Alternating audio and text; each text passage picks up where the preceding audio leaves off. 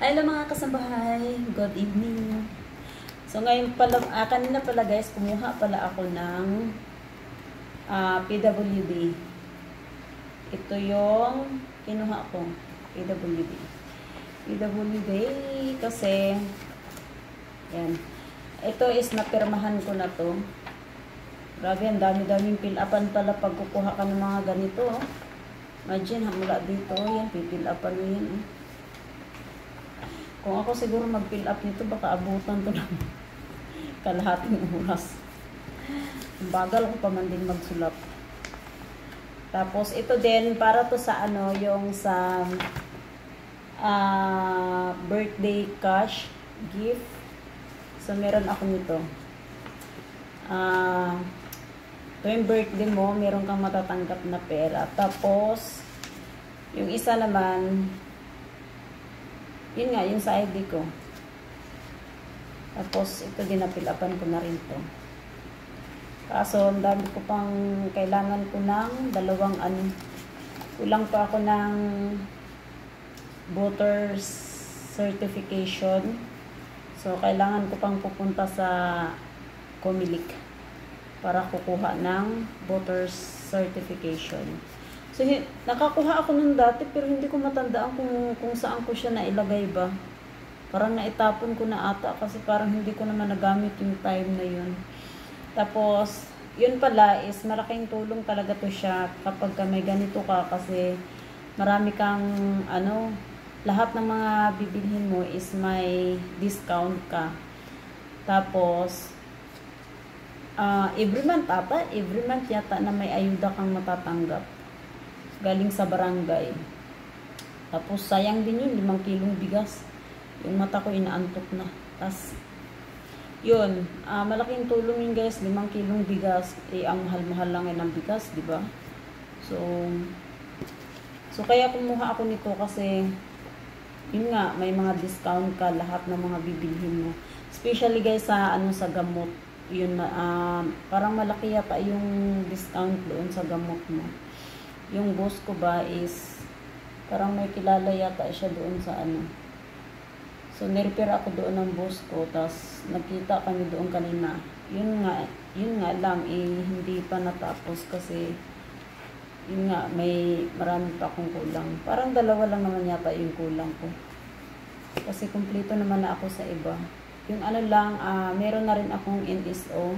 Voter certification nga kasi medyo malayo-layo pa yung puntahan ko sa bayan pa. Tapos sa Lunes pupuntahan ko doon. Saglit lang naman yun. So siguro pag makapunta ako doon, pag makakuha ako ng voter certification sa Monday, so parang didiretso na ako sa barangay para matapos na to, para mabigyan ako ng ID ba.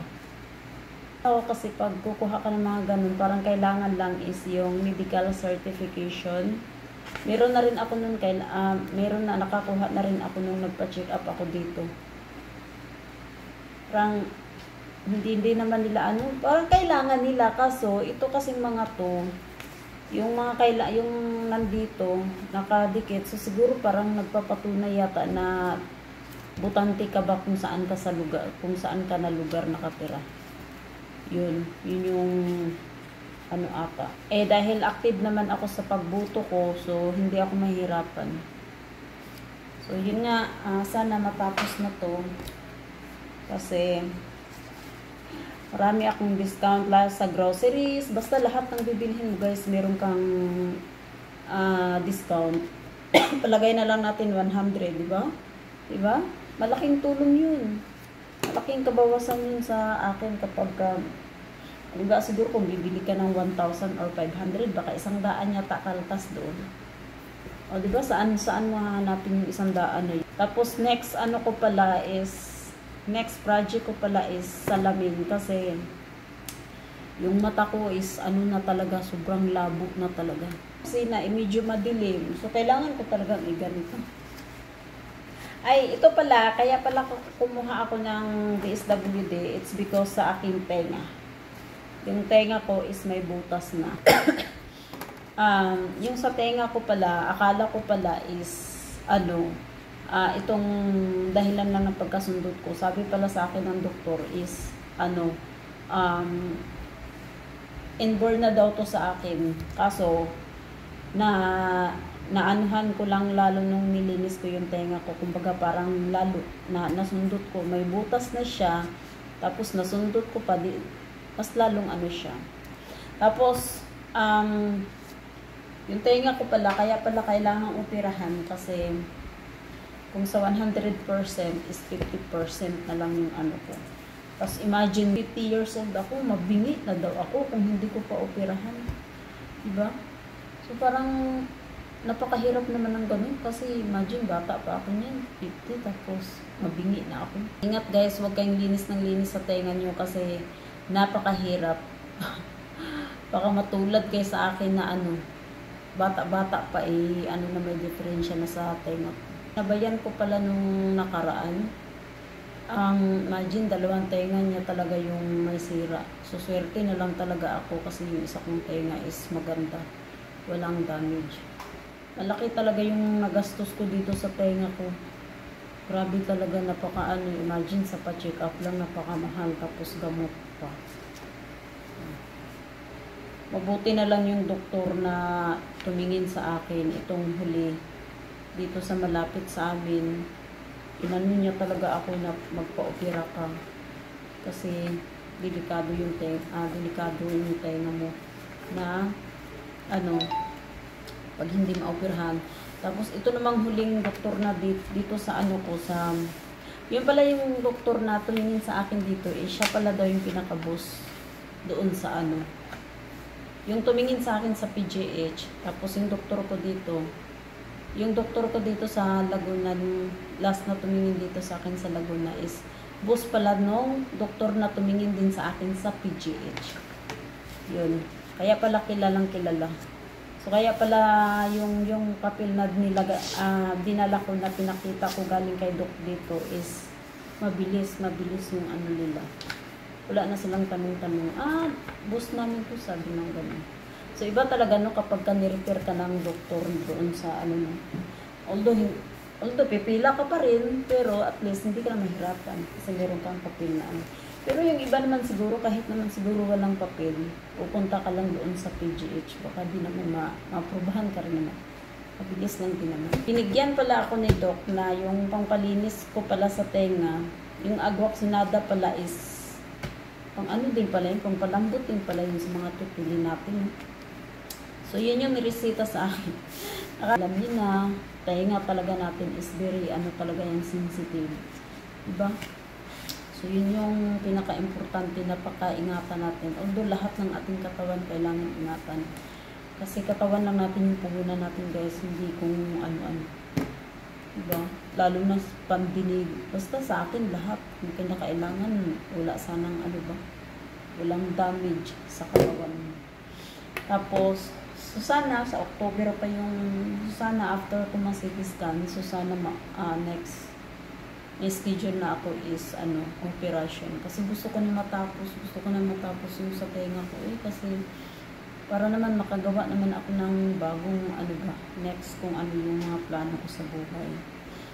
Kasi ang inaano ko talaga ngayon is priority ko talaga ngayon is itong tenga ko kasi isa pa pala guys na yung sinabi sa akin ng doktor na although yung si Doc nandito sa akin basta sinabi nilang delikado yung pag hindi mo maoperahan, so kailangan mo talaga maoperahan to. Tapos sabi ko po Doc, kahit paano kung hindi, sabi niya hindi, kailangan mo talagang paoperahan yan. Yun lang yung solution para maging okay ka.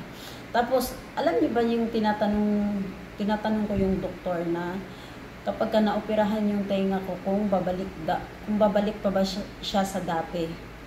Yung alam niyo yung wala tayong, yung as in clear na wala talagang diferensya yung tenga natin. Sabi sa akin ni Doc is,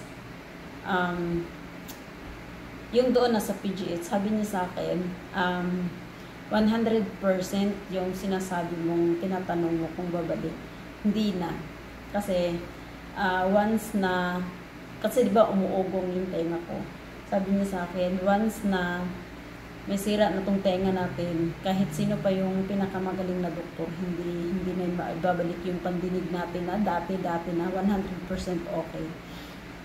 Nandoon pa rin daw, kumbaga parang ang purpose daw doon is yung infection ba na maano sa ano natin, sa utak. So yun daw talaga yung pinaka delikado. Tapos yung parang nagdalawang isip pala ako guys na bakit ganun? Bakit? Akala ko ibabalik ba siya sa dati.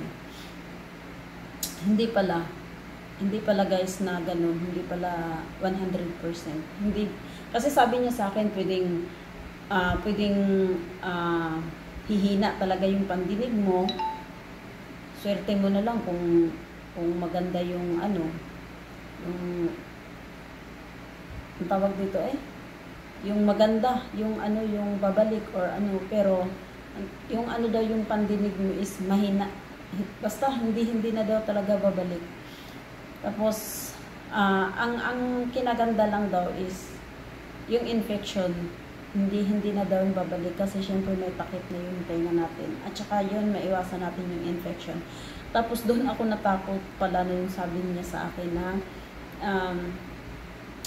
ang iiwasan natin yun nga yung infection, kasi kaya pala daw yung iba na yung nakumatos, yung ganun ba, yun yung pagkabanggit niya sa akin na yung sa infection na yun yung daw na nagkukos ng comatose. Basta yun yung nabanggit niya sa akin, so parang natakot ba ako. Tapos parang inano niya na parang pinakalma niya ako. Sabi niya, wag kang matakot. Baka naman aatras ka ha. Kasi sinabi kong ganun, wag kang matakot na kasi totoo naman daw talaga yung kahit naman din yung siguro yung doktor na naman daw yung doktor ko na tumingin dito sa akin, yung pinaka doon sa PGH. Hindi niya as in inano sa akin, pero basta sinabi niya ng delikado, pero para siguro hindi ako matakot ba. So yung si Doc doon sa parang sinabihan niya ako ng ganun. So sabi niya lang sa akin, huwag ka matakot, gagaling ka, maging okay yung mo, yung tenga mo. Basta matapos na, kasi nahirapan din ako. Basta ang dami pang sa akin, meron pala ako yung yung hearing aid pala. So, yun yung sa akin. So, mga kailangan. So, lagi na ako magsusuot dito ng hearing aid. Sinishare ko lang sa inyo para may idea ba? Para pagkukuha ng PWD, kumpletohin nyo na lang kung ano yung kulang, voter's ID. Voter certification at saka NSO. Yun lang. So, yun lang yung kulang sa akin para may idea ako kung may makapanood dito sa aking video, at least meron na silang idea kung ano yung kailangan nila. So, yun guys, hanggang dito lang yung aking video. So, salamat po sa inyong lahat. Sa mga nanonood ng aking mga video, sa mga nagsuporta po sa akin, maraming salamat po sa inyong lahat. Bye! God bless! Have a good night!